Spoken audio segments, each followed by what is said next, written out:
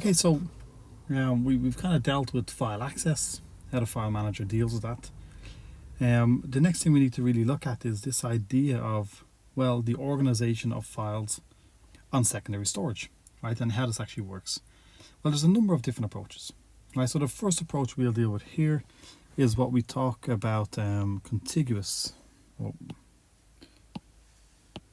Let me see, I need a pen and black. Yeah, so contiguous files, yeah. And this is an approach used to store information on a particular hard disk or secondary storage, and it's I suppose essentially one of the approaches that can be used, yeah. And how it works is simply that a single set of blocks is allocated to a file at the time of creation, right? So there's a number of properties here though. So we can say that a single set of blocks.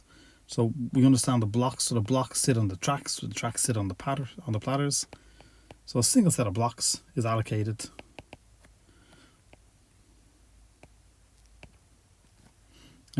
when the file is created. Okay, so a single set of blocks is allocated, but how it actually does this is it does it in a linear sequence, right? So this is very important, right? So we can say that this is stored in a linear sequence. Okay, so we can consider memory looks something like this, where we have all of these various blocks, right? Now we understand that these sit on tracks and tracks sit on platters and so on and so on.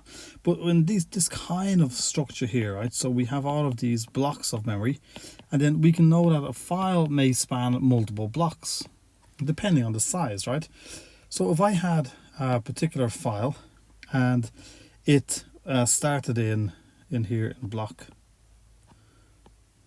like this, and then what happens over time is, well, I may have other files distributed throughout memory, and as I delete files, I'm opening up gaps, and then when I go to create a new file, well, then what happens is the file manager is actually looking for a suitable place in this particular set of memory where I can fit in this file in a linear sequence of blocks. So the real issue here, what tends to happen is, over time, is we start to get this idea of empty blocks, right? And this is, I suppose, a challenge because it starts to cause issues with contiguous file storage. But I guess it has some advantages as well. Okay, we can go back now. We can simply say that when we consider this particular strategy, well, then the user file directory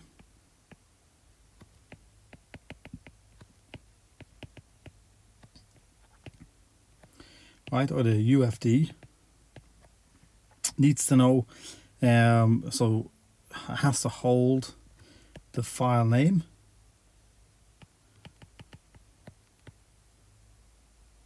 the start block number,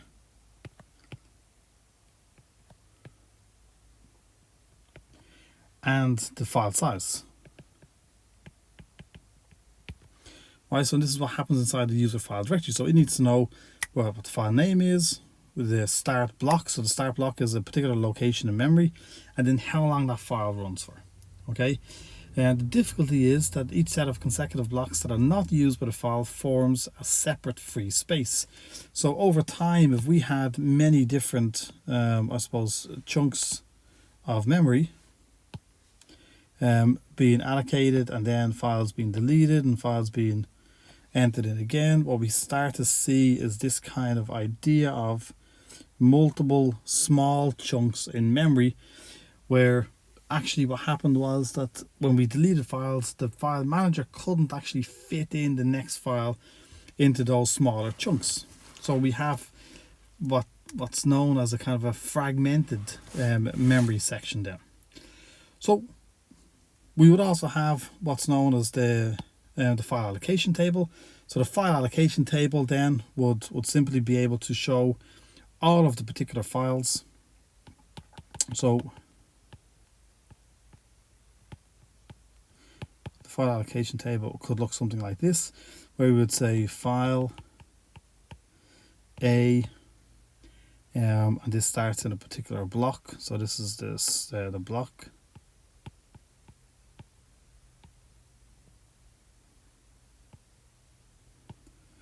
And then the length. So this might be, let's say 4. We have file B starts at a particular location, 7, and then runs for 5, and so on, right? And so what we have here is this idea of the file name, the block of memory where it starts, and the length of that particular file in memory.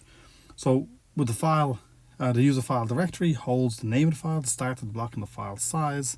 And then the file allocation shows us essentially all of these different user file directories for each of the files that are stored in memory. But the big issue here really is when we start to delete files, we get these smaller gaps, right? And these small gaps here cause issues with reading and write access, and so on. So, but some of the advantages, right? So, the main advantage, let me just remove some of this here. Okay, so we understand the user file directory and the file allocation table. So some of the advantages are pretty good, right? So because we know where everything is, we don't need pointers, right? So we can say that one of the advantages could be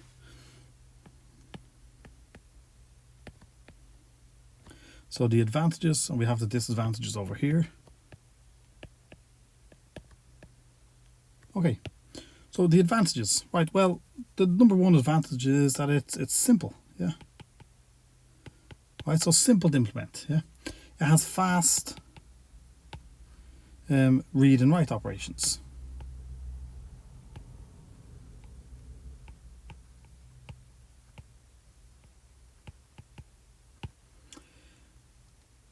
Okay, and it has a damage to a block results in loss of data only on that block, and allows linear and sequential access with the same ease.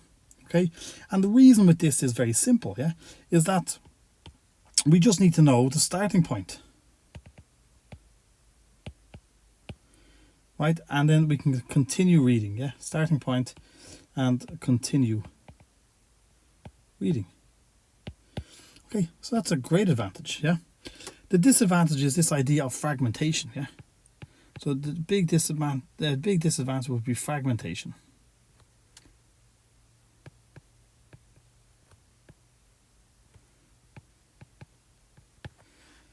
Okay, so and if you have fragmentation occurring, well then what you need to be able to do is then defrag it, right, or compaction, yeah. But this is costly, right? So when fragmentation occurs, well, we need to defrag it, yeah. And then if we run a defrag, what this, or defragmentation, this essentially removes all empty spaces, yeah, or all empty blocks.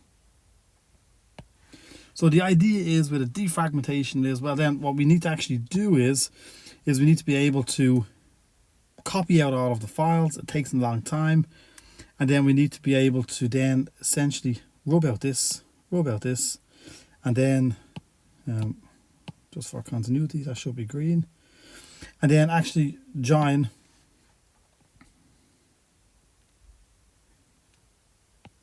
move this closer, and then memory kind of shifts around, and then what we should have is this idea of continuous flow of memory. So once defragmentation occurs, we then get back this kind of nice structure. Okay, so I hope that kind of explains what we would know as contiguous file storage. So essentially, just to recap, is that we have a single set of blocks is allocated when the file is created. The key thing here, this is a linear sequence, so when the file has been created, the file manager looks through memory to find the first available, I suppose, chunk of memory that can fit in this particular file, and it's added in. The difficulty is over time, when we start deleting stuff and recreating more stuff, we get this fragmented disk. Right? The fragmentation, well, we have to defrag it. So the process of removing those spaces is called defragging, and we need to defragment the hard disk. And then what the defragment does is it gets rid of all those blank spaces and then makes sure the memory is more compacted. This takes a lot of time, but on the other side, some of the advantages are that it's very simple to implement. It's very fast, so it has fast read and write operations. And we should be able to understand this from the very simple perspective of we simply need to know the file name, the block where it starts, and the length of the file. Okay, we don't need any kind of linkage or linked storage. Okay, I hope that makes sense. And that's what contiguous file storage is.